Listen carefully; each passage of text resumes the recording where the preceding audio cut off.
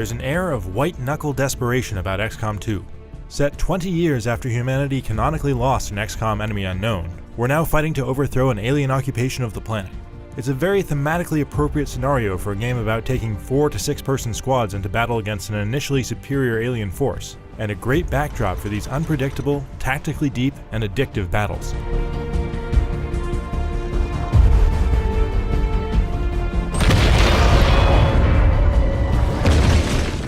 Just like before, XCOM's high-stakes, turn-based tactical combat dares you to become attached to your customizable characters, knowing that on any given mission they could be permanently killed off because of mistakes or just bad luck.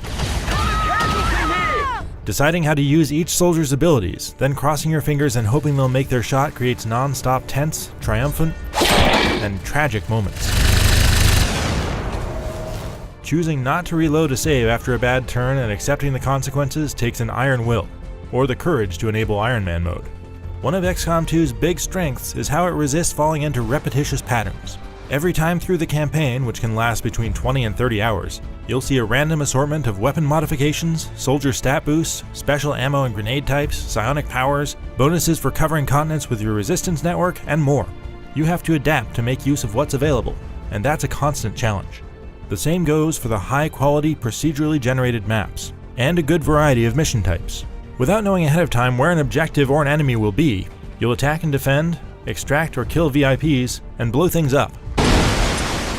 Some missions have turn timers that'll force you to make risky moves or to make a hasty retreat.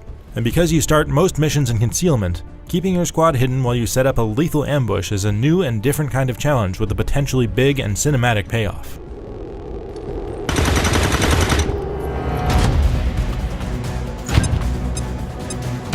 XCOM's easy-to-understand 2 moves per turn system returns, and while these 5 soldier classes may be similar in theme to their Enemy Unknown counterparts, they play very differently thanks to new and diverse ability sets. The Specialist's remote hacking and healing abilities, for instance, set them completely apart and introduce some interesting risk-reward opportunities, especially against robotic enemies. Augmenting these abilities with weapon upgrades is also excellent. I combined a sharpshooter's killzone skill with a high-capacity ammo mod, which lets him take up to an incredible 6 reaction shots in one turn. But considering what they're up against, they don't feel overpowered.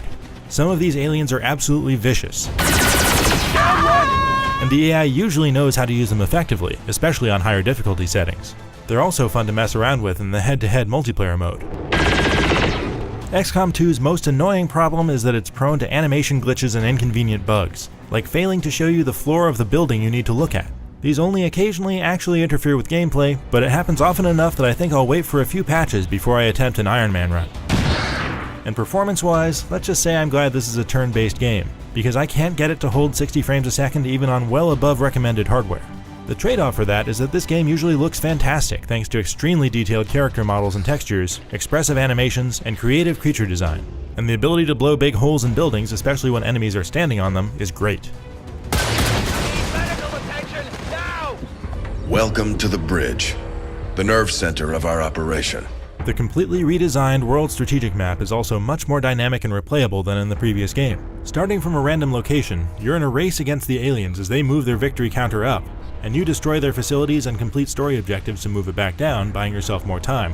There are a lot of decisions to be made here, including where to expand, what resources to chase down, and what research projects to work on first. But again, you have to read the map and adapt. There's not a lot to the base building this time because you don't have to worry much about adjacency in your flying aircraft carrier base.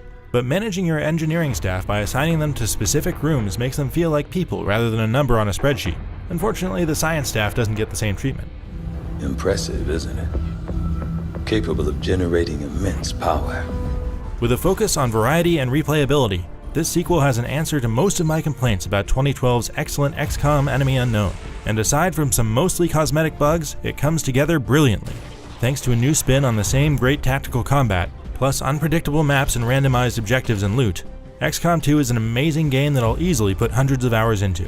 For much more on XCOM 2, stick with IGN.